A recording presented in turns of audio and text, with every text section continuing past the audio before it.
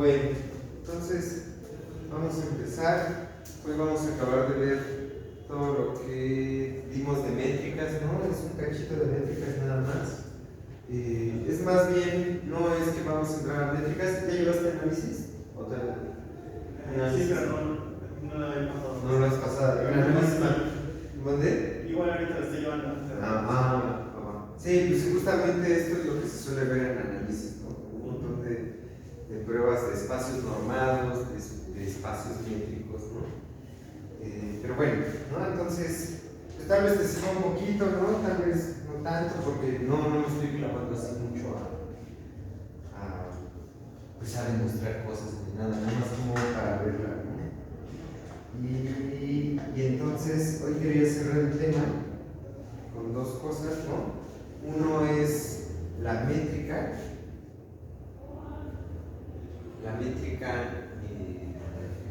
pues no sé, la métrica enésima, ¿no? Entonces,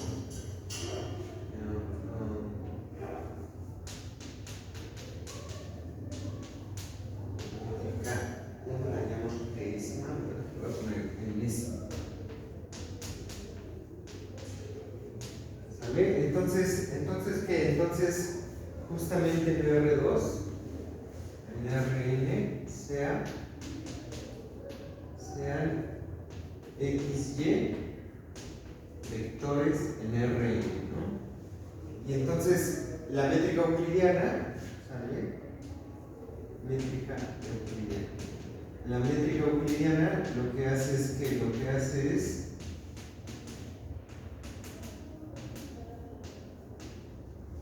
la distancia de X a Y es que si X y Y son eneadas,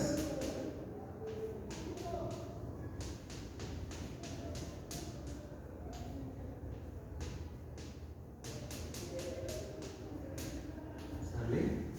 Entonces la distancia de X a Y es la raíz, ¿no? Es la raíz de la suma de los cuadrados de la resta de las componentes, ¿no? X1 menos Y1 al cuadrado, X2 menos Y2 al cuadrado, Xn más Yn al cuadrado. Y todo esto le saco raíz cuadrada, ¿no? Y entonces, a ver, voy a hacer un dibujo por acá.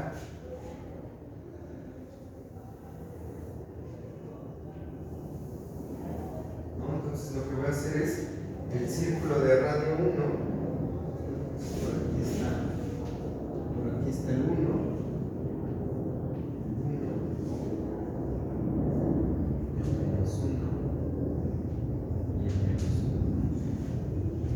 y entonces, bueno, el círculo de radio 1, ¿no? Con distintas métricas. Círculo de radio 1 con centro y el origen, ¿no? Entonces, bueno, pues esto es el círculo al cual estamos acostumbrados.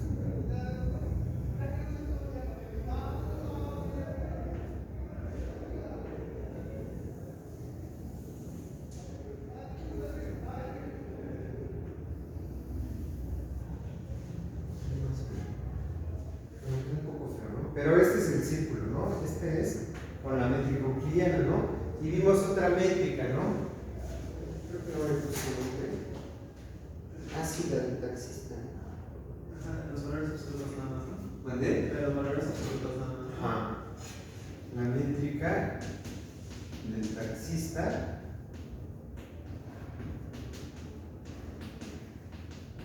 Y esta de aquí era la distancia de X a Y, era con los valores absolutos, ¿no? Era la pura suma de X1 menos Y1, su valor absoluto, y así hasta el valor absoluto de Xn menos Y, ¿no? Y entonces el círculo, con esta métrica, quedamos que era que el círculo era un cuadrado, ¿no? Entonces vimos que el círculo de radio 1 con centro en el origen era un cuadrado. ¿Vale? Y entonces, ¿qué? Entonces aquí justamente uno puede generalizar, ¿no? O sea, uno puede aquí tomarse, esta la voy a llamar de 2, ¿no? ¿Por qué? Porque aquí le estoy aplicando el cuadrado a esta, menos, a esta suma, ¿no? De diferencias y aquí la raíz cuadrada, ¿no? Y entonces este de aquí se pudiera ver así como, como que estos están elevados a la potencia 1, y todo a la raíz de 1 entre 1, ¿no? No tiene caso, ¿no? Pero entonces, ¿qué? Entonces, definimos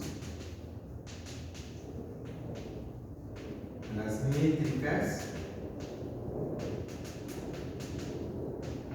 Bueno, van a ser métricas, ¿no? Como se puede ver en el curso de análisis matemático, luego, por ejemplo, de 3.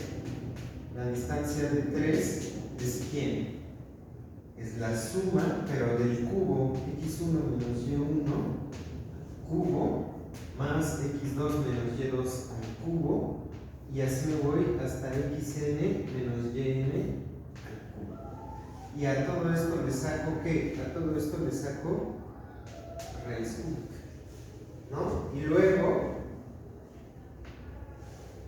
pues con D4 igual, me tomo la distancia de x1 menos y1 a la cuarta potencia más x2 menos y2 a la cuarta potencia, y así me voy hasta xn menos yn a la cuarta potencia, y a todo esto le saco la raíz cuarta, ¿no? Y entonces, ¿qué? Entonces, estas son métricas, ¿no? Bueno, uno en análisis por lo regular ahí prueba que esas son métricas, y entonces la distancia de xn, la distancia dn de x a y se define como ¿qué?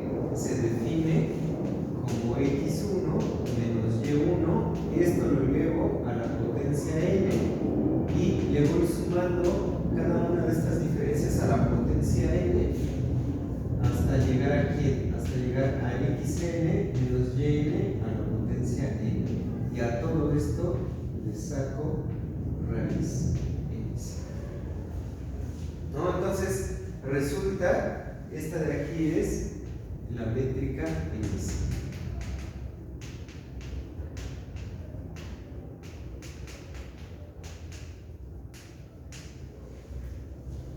Y entonces es como una de tantas generalizaciones del teorema de Pitágoras, ¿no? Ahora lo que estoy haciendo es generalizando de manera algebraica, ¿no? Y bueno, la pregunta natural es, bueno, ahora ¿cómo están cambiando las cosas, no? Y entonces de aquí, ¿qué es lo que sucede con el círculo de radio 1? Con esas métricas que tengo ahí, ¿no? Entonces, lo que va a suceder aquí es que, por ejemplo, ¿no? Entonces, esta de aquí es el círculo, este cuadrado, este rojo, es el círculo de radio 1 con D1, ¿no? Y el círculo al que estamos acostumbrados es el círculo con la métrica de 2, ¿no? Y entonces, ¿qué? Entonces, cuando le voy aumentando, lo que va sucediendo con estas curvas, ¿no? Aquí ya no está tan intuitivo poder hacer la gráfica, ¿no? Pero bueno, no puedo usar graficadores. Aquí lo que va a suceder es que entonces se va a empezar a curvar más el círculo, ¿no? Son cúbicas, ahí lo que tengo que son cúbicas. Y entonces,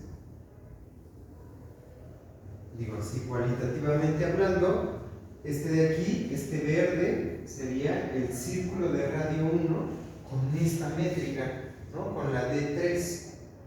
Y uno se puede ir así, ¿no? Por ejemplo, con la D4 va a salir otra curva cerrada, el círculo de radio 1, y va a estar más pegada de manera suave, porque ahí lo que tengo con esas métricas es que tengo funciones suaves.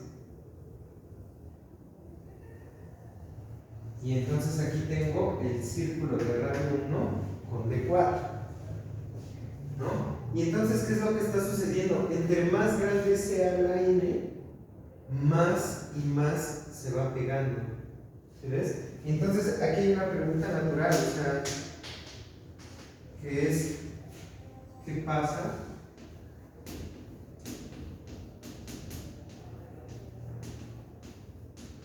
cuando n tiende a infinito? Si es que pasa algo, pues, matemáticamente hablando, ¿no? Porque pareciera que, ¿qué? Pareciera que cuando n tiende a infinito, estoy tendiendo ¿a quién? Estoy tendiendo justamente a todo este cuadrado, ¿no? Del lado 2, ¿no? Y entonces, ¿qué? Entonces hay otra métrica, ¿sale? La otra métrica justamente es la métrica infinita, ¿no? Tiene como un nombre como muy rimbombante, ¿no? Sea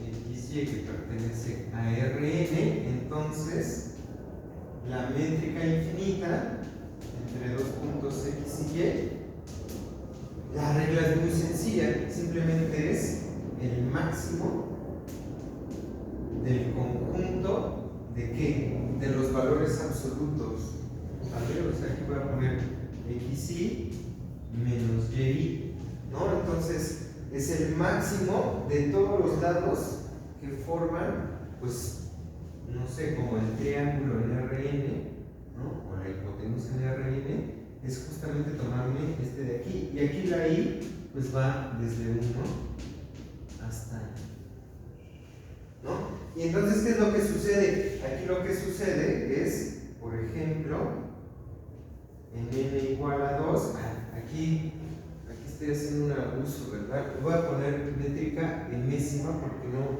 quiero que se confunda con esta n de Rn. Entonces, esta es m y esta es n, ¿no? Porque la n era del Rn, ¿no? Entonces aquí le voy a poner, ¿no? Y entonces, por ejemplo, con n igual a 2, en R2, ¿qué es lo que tengo? O sea, ¿qué es lo que está haciendo esto de aquí? Me tomo un punto x1, y1, luego aquí me tomo un punto x2, y2, ¿no? Y entonces, ¿qué? Entonces de aquí más abajito, tengo esta de aquí. ¿Esta de aquí quién es? Esta de aquí es justamente x1, el valor absoluto de x1 menos x2, ¿no? Y este de aquí es el valor absoluto de y1 menos y2, ¿no? Y entonces lo único que está haciendo esta fórmula, o sea, aquí de infinito, en este caso, ¿quién sería de infinito? Pues de infinito en R2 entre x1, y1 y x2, y2 sería simplemente el máximo de un conjunto muy sencillo que es simplemente el máximo de x1 menos x2 o y1 menos y2. ¿Sale? Y entonces, ¿qué? Lo único que estás haciendo es, te estás tomando el lado más grande, ¿no? Entonces, esta de aquí es la métrica infinita, ¿no? No que esté, no el acostado, es el lado más grande. ¿Sale? Y entonces, ¿qué? Entonces, ¿quién es el círculo de radio 1 con centro en 0? ¿Sale? Con la métrica infinita, ¿no? Con de infinito, ¿quién sería? O sea, sería el conjunto de vectores de R2, ¿sale? Tal que el máximo de quién. Pues un punto, el centro es el origen, ¿no? Entonces tendría que tomar el máximo de x entre x, se voy a poner x1 y el valor absoluto de y1. y quieres que este sea ¿quién? Este quieres que sea igual. ¿No? Entonces, para formar el círculo de radio 1 con la métrica infinita, justamente te tomas el máximo, ¿sale? Te tomas los vectores en R2 para que el máximo de X1 o Y1 en valor absoluto es 1. Y entonces ese conjunto, ¿quién es? El cuadrado, ¿no? Es el cuadrado. No, o sea, justamente estos de aquí, o sea, el lado derecho, por ejemplo, todo este lado vertical es justamente todos estos puntos son de la forma ¿qué? Son de la forma 1, Y1, y aquí con Y1, bueno, con el valor absoluto de Y1 menor o igual a 1. ¿No? Entonces, de todos estos puntos, pues el máximo es 1, ¿no? Excepto en las esquinas el máximo son los dos, ¿no? El máximo es tanto Y1 como Y. ¿No? Entonces, en la métrica infinita, justamente sale este vector. ¿Sale? ¿Dudas? ¿No? Y entonces esta métrica suele ser importante, es un poquito rara porque justamente está tomando simplemente el máximo de ahí de unas cosas, ¿no? Y esto tiene una generalización que no sé si se ve en el análisis funcional, ¿no? Pero nada más la voy a mencionar. Hace unos espacios que se llaman LP, que son una cosa muy muy grande, ¿no? Nada más así platicadito, es como llevar la generalización del teorema de Pitágoras que hice aquí, pero espacios de funciones, ¿no? Y entonces, por ejemplo, la norma de F,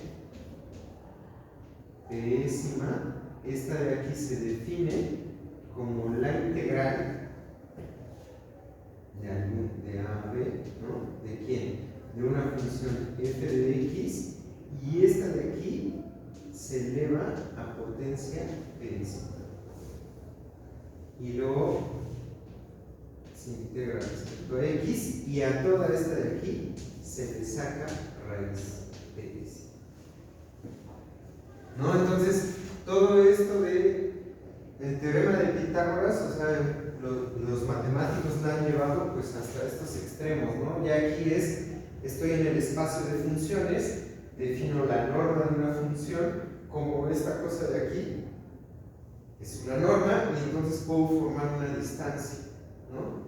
Y igual, cuando la b tiene infinito, justamente, si no recuerdo mal, aquí por ejemplo, la norma enésima es justamente el máximo de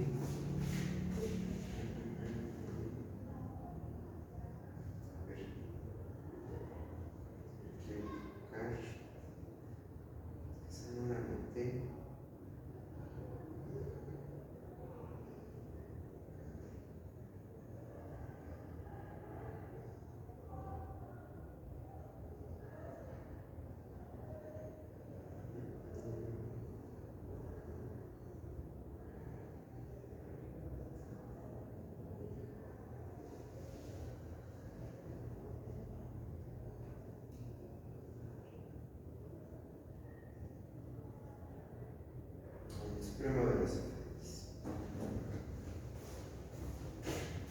De aquí se convierte en el supremo de las f de x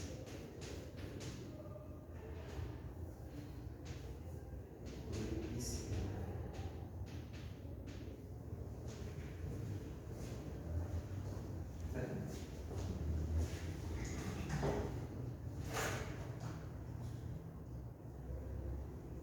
Bueno, y entonces, ¿qué? Entonces, pues esta es como una dirección muy, muy común, ¿no? Justamente en el análisis matemático, en las clases de análisis,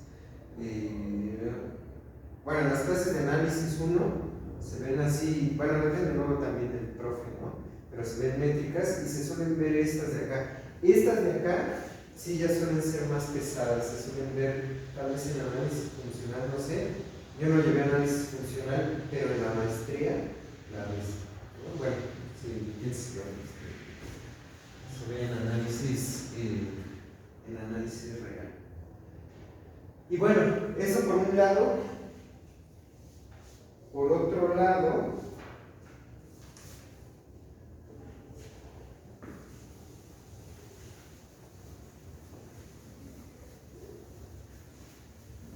esto es así como pues el lado formal, ¿no? Pero el chiste es que hay un lado geométrico que justamente quería platicar.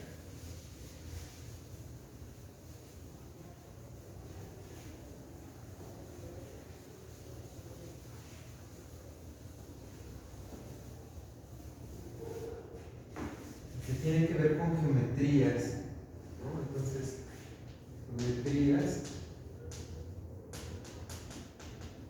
en superficies. Y justamente tiene que ver, se puede estudiar de distintas formas, pero una forma de estudiar este problema es justamente con métricas, ¿no? Ya en geometría diferencial se desarrollan también las métricas. Esta es una métrica como muy sencilla, el espacio métrico, y no me voy a meter tanto a esa parte, sino a la parte intuitiva, que tal vez has visto en algunas de tus clases, ¿no?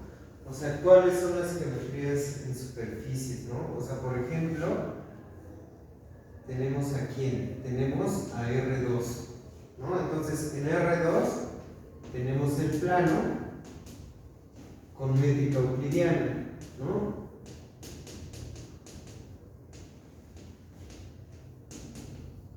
¿Vale? Que es la métrica con la que vamos a estar trabajando todo el semestre, ¿no? Y es con lo que se ha hecho un montón en las clases pues, que uno ha llevado, ¿no? O sea, ¿qué es lo que sucede en la geometría plana, ¿no? Lo que sucede es, si tú te tomas dos puntos, ¿no? Justamente lo que hemos estado viendo, la distancia, hay muchas razones para decir, como la distancia o una de las mejores distancias o la mejor distancia es simplemente el segmento de recta que une a X con Y, ¿no? Y entonces, ¿qué? Entonces aquí hay como muchas cosas como que, por ejemplo, está todo el trabajo de Euclides, ¿no? De los elementos. Es un trabajo como muy famoso entre matemáticos, es así como el primer trabajo en serio, ¿no? Así como tomado como el canon de cómo se tienen que hacer las argumentaciones en mate o argumentaciones formales para decir cosas sustentadas en una base lógica muy fuerte, ¿no? Y entonces, por ejemplo, pues está toda la geometría euclidiana, justamente, ¿no? Que está desarrollada en los elementos de Euclides, ¿no? Y justamente lo que hace Euclides es dar definiciones de ciertas cosas, da unos axiomas y da unos postulados para construir círculos, para construir perpendiculares, etc. Y hay un quinto postulado que está muy raro, ¿no? Y no me quiero clavar en eso, ¿no? Pero lo que quiero es ver los resultados alrededor, ¿no? Ese quinto postulado tiene varias equivalencias. Justamente durante muchos años, en la Edad Media, se metió mucha gente a decir, no, el quinto postulado, bueno, así lo puedo poner, o sea, el quinto postulado lo que dice es que si tú tienes tienes dos rectas paralelas y entonces tú cortas con una tercera.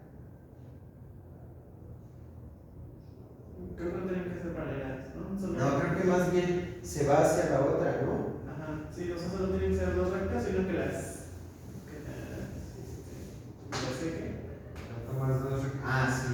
Tomas dos rectas y luego aquí tomas una transversal, ¿no? Mides los ángulos, ¿no? Mides los ángulos, alfa y beta. Y si alfa más beta es menor a pi, entonces estas se cruzan, ¿no? Se cruzan del lado menor, ¿no? Sí, este es el tercer postulado, el quinto postulado. Y bueno, por ejemplo, este quinto postulado, justamente mucha gente decía, no, el quinto postulado es demasiado. Y entonces lo puedo probar a partir de los otros 4 postulados, ¿no? Entonces un montón de gente se metió a tratar de probar. Mucha gente pensó que lo había probado y luego se dieron cuenta que no. Otra gente se dio, no probaste nada porque tú supusiste como hipótesis un equivalente al quinto postulado, ¿no? Y por ejemplo, uno interesante que lo voy a ver ahorita es justamente que si tú te tomas una recta equivalente a te tomas una recta, te tomas un punto y entonces el postulado te dice por ese punto pasa una única recta paralela, ¿no? Este de aquí es única. Y otro equivalente es el del triángulo. Tú te tomas un triángulo rectángulo y entonces ves sus ángulos interiores.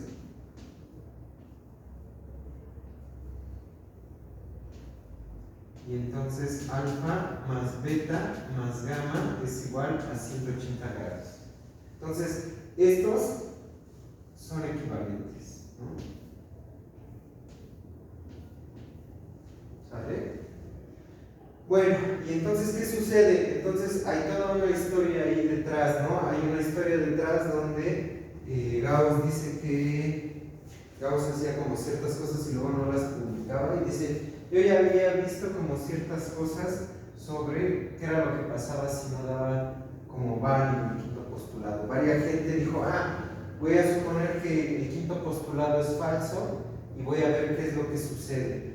Y resulta que pudieron demostrar varias proposiciones sin ningún problema, ¿no? Y luego llegaban como a una que decían, ya, esta tiene que ser falsa, pero no era falsa, ¿no?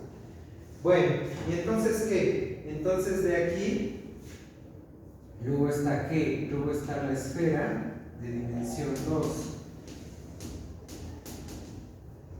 ¿No? Entonces, bueno, pues la esfera, estamos bastante acostumbrados, pues, porque jugamos con pelotas de niños, ¿no? Y entonces en la esfera uno puede decir, bueno, ¿cuál es la distancia si el universo es justamente la superficie de la esfera, ¿no? ¿Cuál es la distancia de un punto X a un punto Y en la esfera, ¿no?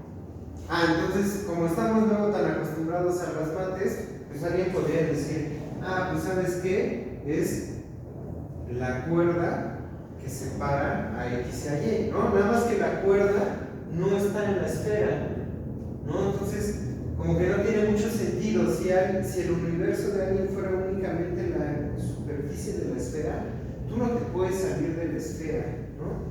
De hecho, por ejemplo, aquí en la misma biosfera no tiene sentido. Si tú quieres ir de aquí a París, no vas a ir en línea recta, el avión no va a ir en línea recta, ¿no? Lo que hace el avión es, se toma un arco de círculo máximo, ¿no? O sea, un arco de un círculo que tiene como centro el centro de la esfera, ¿no? Y entonces eso también se puede ver como que tú pones un hilo en tu pelota en dos puntos distintos y tensas el hilo como que estás buscando el camino de mínima energía. Lo que va a suceder es que se va a tensar en un arco de círculo, ¿no? Entonces esta de aquí es la geodésica. Es el equivalente a la recta en el plano. Y entonces resulta que esta de aquí, tú decir que la distancia entre dos puntos X y Y en la esfera es la longitud del arco de círculo máximo que tiene centro en el origen, es una muy buena métrica. Es una forma muy estable de medir. Entonces puede decir, ahí está, ya tengo un nuevo espacio que no es como el euclidiano, ¿no? Y de hecho, y bueno, ya en la Edad Media ya tenían cosas sobre la esfera, ¿no? no sé, desconozco ahí cuál es la discusión precisa de cómo es que a la esfera como que no la pelaban mucho, porque por ejemplo aquí, ¿qué es lo que sucede? Aquí lo que sucede es, por ejemplo, en términos de triángulos, pues tú te puedes tomar, por ejemplo, aquí un triángulo que sus tres ángulos sean rectos, ¿no? Es así como una cáscara de una octava parte de la esfera, ¿no? Entonces, en general, aquí, si uno se toma ángulos de un triángulo, estos son mayores a 180. ¿No? Entonces, aquí no está sucediendo el quinto postulado de Euclides, ¿no? Y de hecho, por ejemplo, aquí ni siquiera hay paralelas. Bueno, sí hay paralelas, pero las paralelas se intersecan. O sea, en el plano, tú te tomas paralelas y las paralelas jamás se intersecan. En la esfera, ¿no? Bueno, depende de la definición de paralela, pero si en la esfera lo que dijeras es, bueno, si dos rectas son paralelas, si cuando te tomas la transversal, los ángulos que se forman son dos rectos, ¿no? Entonces de aquí tú te puedes tomar justamente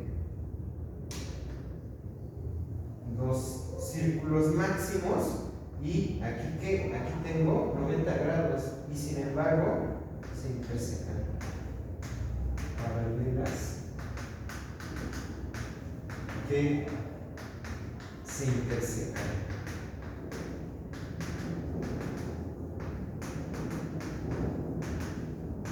Se me olvidó poner. Bueno.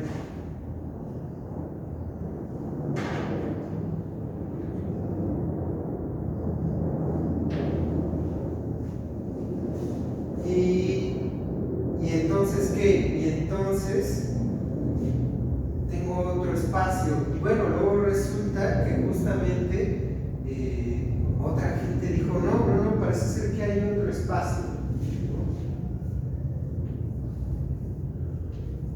Es el disco hiperbólico. ¿No? Entonces, resulta que hay otro espacio de dimensión 2, ¿no? Donde hay una forma, es el disco sin la frontera, donde hay una forma muy estable de medir distancias, ¿no? Entonces, por ejemplo, si aquí uno se para en dos puntos, ¿no? Resulta, voy a trazar la geodésica, la curva de mínima energía son semicírculos, bueno, eso me parece mucho un semicírculo, pero es un semicírculo que se interseca con la frontera a 90 grados, ¿no? Entonces, ese es el disco hiperbólico, uno da cierta distancia, cierta métrica, ¿no? Y justamente lo que genera esa métrica es este tipo de espacio, ¿no?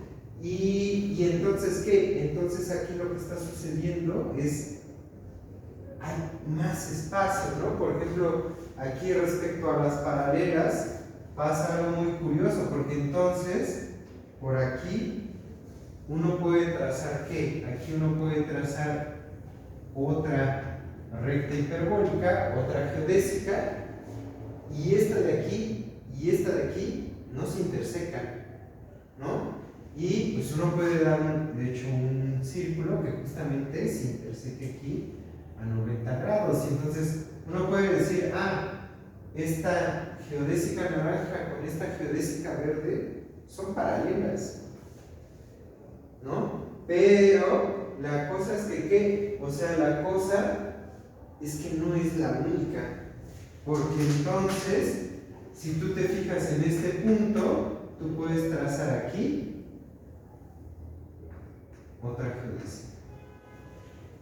otra geodésica que pasa por este punto y es paralela a esta de acá, ¿no? O al menos tal vez cambia el ángulo, pero no lo está intersecando, ¿no? Y puedes trazar otra, ¿no? De hecho, puedes trazar una infinidad. Entonces es un nuevo espacio donde justamente lo que está sucediendo es como que hay más espacio, ¿no? O sea, abstractamente es un modelo matemático, pero lo que está sucediendo es hay mucho más espacio, ¿no? Por ejemplo, otra cosa que pasa aquí es qué pasa con los triángulos, ¿no? O sea, de aquí uno puede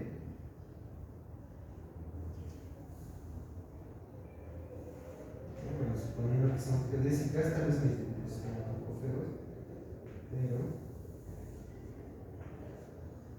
uno puede crear triángulos y resulta que en este espacio,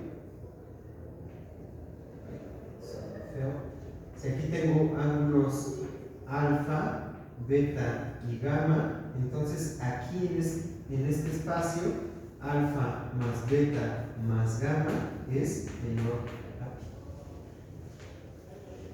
Entonces es un espacio que tiene una buena geometría, que tiene una buena forma de medirse las cosas, y resulta que aquí los ángulos interiores en un triángulo cualquiera, sus ángulos siempre van a medir menos de pi, ¿no? De hecho, todavía más, aquí tú puedes dar cualquier épsilon que tú quieras, cualquier épsilon mayor a 0, y puedes encontrar un triángulo cuya suma mida menor que eso.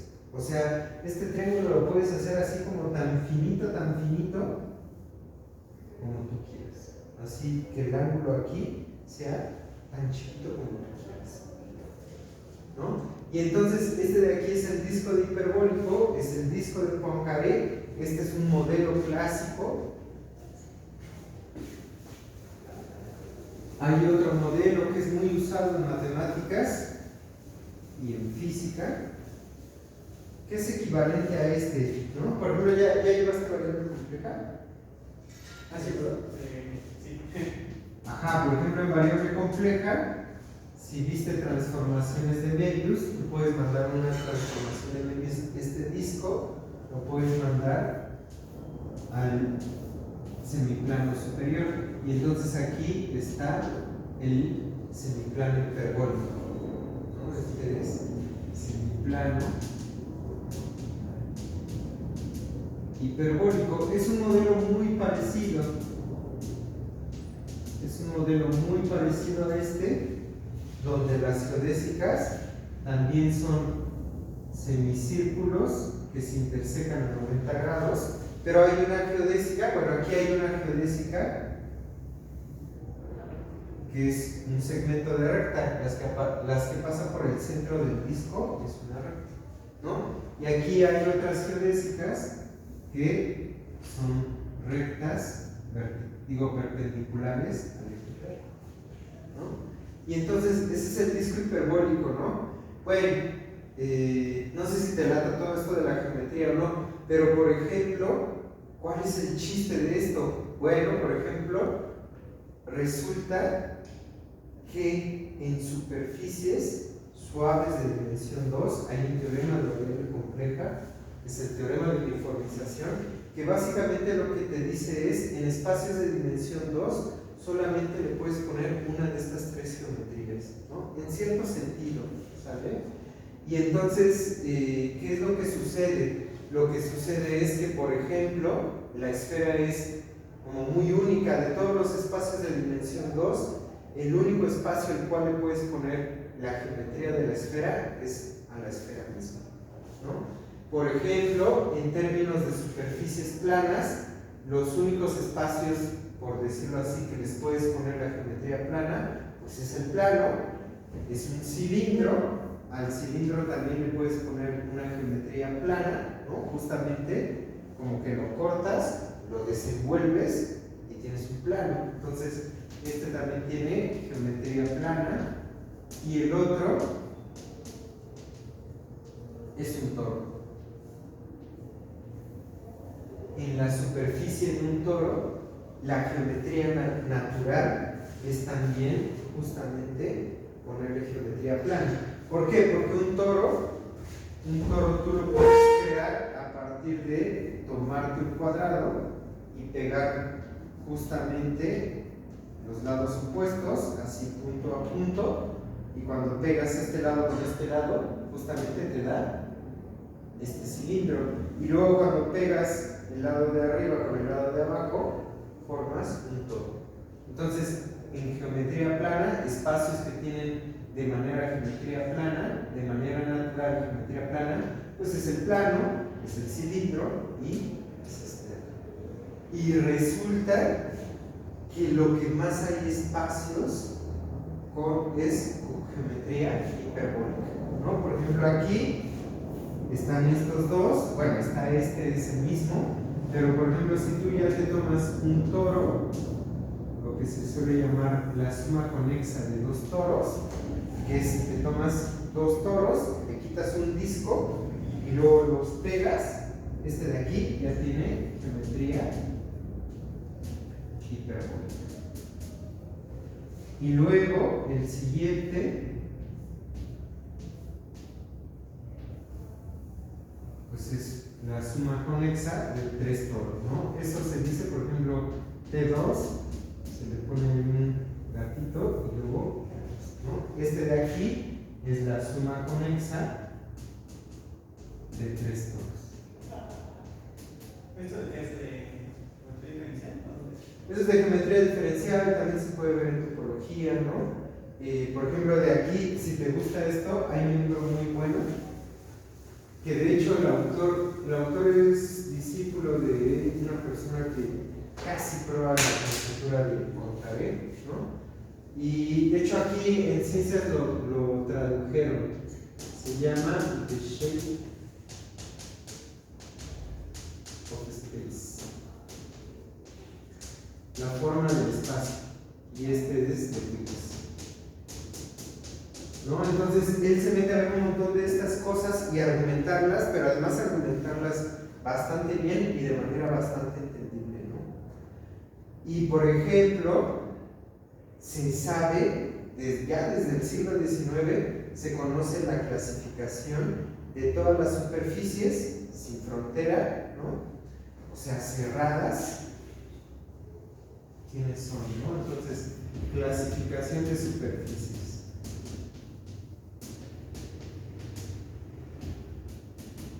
¿No? Esto ya está más cercano, pues sí, como a geometría, topología, ¿no? Pero es interesante, ¿por qué? Porque se ve dónde están todas las superficies, o sea, de superficies compactas, ¿no? O sea, voy a ver los dos. Sin frontera. ¿No? Porque ya, si le pones frontera, pues ya te van a salir muchas, ¿no? Pero entonces de aquí, prácticamente hay de dos tipos, o son orientables,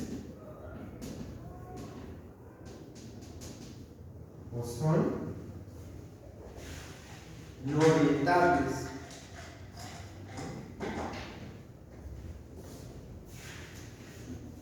O son no orientables. ¿No? O sea, una vez que dieron chance o que entendieron que estaba pasando un nuevo espacio que no conocían, que no era el plano, que no era la esfera de dimensión 2, lo que sucede es que entonces ya las pueden clasificar y resulta que de las orientables o es la esfera o es el toro de dimensión 2, ¿no? O sumas conexas de toros.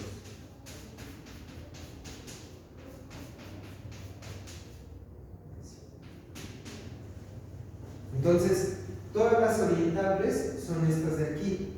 Las no orientables, no sé si has visto la banda de Möbius, ¿no? La banda de Möbius es un objeto, o sea, tú te tomas banda de Möbius. Es un objeto donde tú te tomas justamente una banda y la vas a pegar, pero no la vas a pegar así. Le vas a dar medio giro, o sea, este lado lo vas a pegar por este lado, pero volteado. ¿Sí la has visto alguna vez? Sí. Y entonces lo que te sale es un objeto que como que se ve en muchos lados, ¿no? En el universo y no sé qué. O sea que si tú vas así y le das una vuelta, regresas volteado. Y luego si le vuelves a dar otra vuelta, entonces ya te interesa, ¿no? Entonces la banda de Möbius es no orientable. Pero la banda de Möbius tiene frontera, porque este de aquí está. Bueno, entonces resulta que en las no orientables, la primera no orientable es RP2, el plano proyectivo. El plano proyectivo, hay muchos modelos de este, pero un modelo es, justamente te tomas un disco y este lado, el semicírculo de abajo, lo pegas con el de arriba, pero dándole media vuelta. Y entonces, este es RP2, ¿no? Que se suele ver en geometría proyectiva, cosas así, ¿no? Y de hecho, justamente, aquí hay una banda de Möbius, ¿no? Una de las cosas que han descubierto es cualquier espacio no orientable contiene una banda de Möbius. Y entonces, cuando ven la clasificación de los no orientables, está RP2, está la suma conexa de RP2 con RP2. O sea, le quito un disco a este disco proyectivo, le quito otro disco a otro disco proyectivo y los pego en la frontera y esa es la suma conexa. Bueno, este de acá, en este libro, por ejemplo, ahí dan una buena prueba. Esto es la botella de Klein. Entonces, este de aquí es la botella de Klein. De hecho, si lo tengo, lo subo al clase. Le echas un ojo. Y entonces de aquí, de todo este lado, aparecen ya sumas conexas de planos proyectivos. Y ya, esta es la clasificación de todas las superficies compactas, ¿no? O sea, no se me van a infinito, ¿no? Y que no tienen frontera, ¿no? ¿Y qué tiene que ver todo esto de la geometría que hablé? Ah, bueno, pues de todas estas, ¿no? De todas las orientables, esta tiene geometría esférica, esta tiene geometría plana, y todas las demás tienen geometría hiperbólica. O sea, como que si tú tuvieras un costal de superficies, ¿no? De superficies orientables y metes la mano, lo más seguro es que tú lo que saques es una superficie hiperbólica, ¿no? Entonces hay un montón de superficies hiperbólicas, ¿no? Muchas, ¿no? Y entonces resulta que en mate, si te gusta lo de geometría, topología y le sigues dando, justamente te vas a encontrar que estos espacios hiperbólicos son muy importantes, porque puedes hacer un montón de mate. Como son muchos, bueno, no sé por qué, no sé si es lo que hizo Luisito, pero como son tantos, uno puede hacer un montón de mate en estos espacios hiperbólicos, ¿no? Y la cosa no para ahí. Esto se vio en el siglo XIX y en el siglo XX, en espacios de tercera dimensión, se tenían como ciertos resultados, sobre todo en topología, me parece. Había como muchos resultadines por ahí, pero no se sabía bien qué era lo que pasaba, ¿no?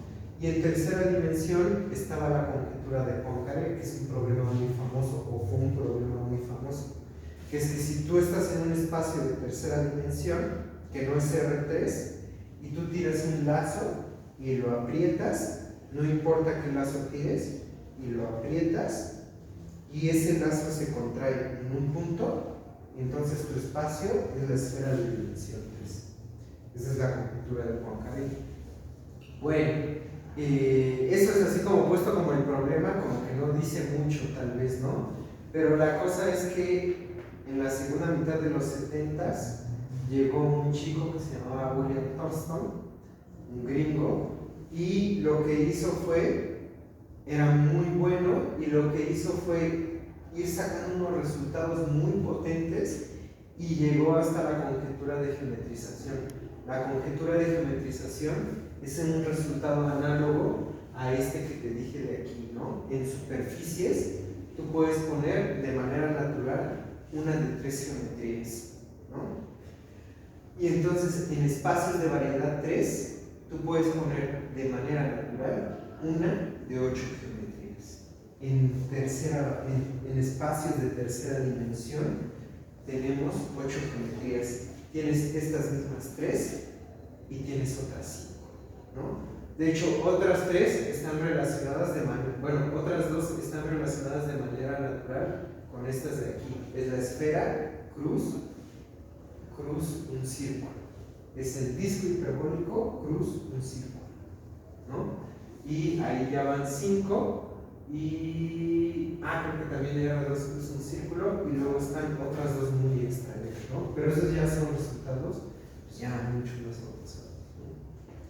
Pero entonces es eso, como que, bueno, todo esto es muy platicadito, ¿no? Vale la pena si te gusta esto, ¿no? Que le eches un ojo a esto, tal vez hasta en una de esas en vacaciones o cuando tú quieras, ¿no? Porque es muy disfrutable, ¿no? Pero justamente como la moraleja de todas estas cosas que empecé como a platicar un poquito más es eso. Una vez que tú quitas la restricción de, es que la distancia a fuerzas tiene que ser la euclidiana, dices, no tiene por qué ser la euclidiana.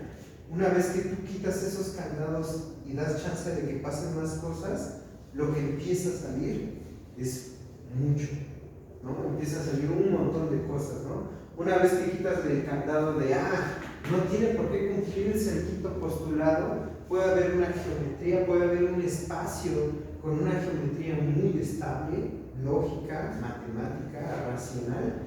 Resulta que este espacio es mucho más abundante que en los que estabas trabajando, ¿no? Y luego, le empiezas a quitar candados y empiezas a salir un montón de cosas. ¿Dudas?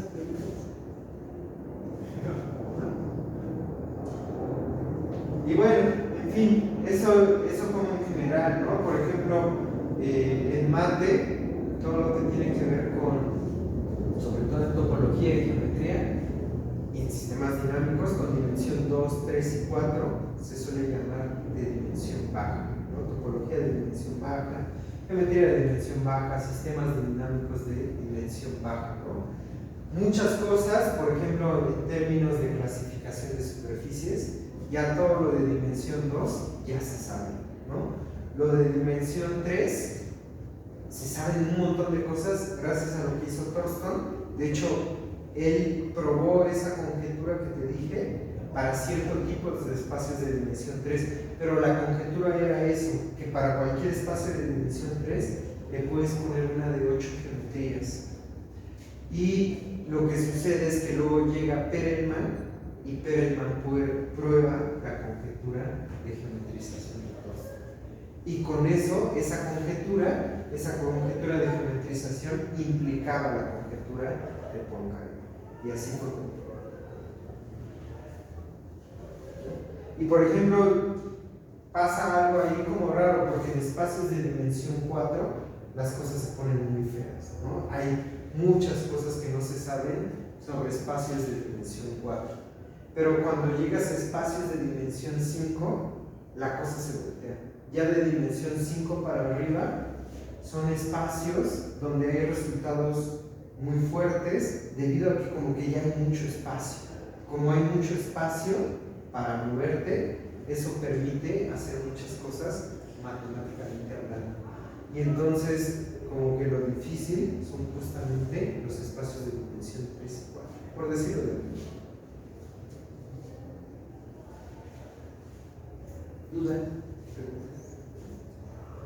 Bueno, pues ojalá te haya gustado, ¿no? Ya sé que esto está muy viajado, ¿no? Para los que estén viendo el video, pero esto nada más es platicadito, ¿no? Es así como para que sepan un poquito cosas que hay más allá, ¿no? Y ya después de esto vamos a empezar con eso, ¿no? Cualquier cosa que tengas duda, puedes preguntar.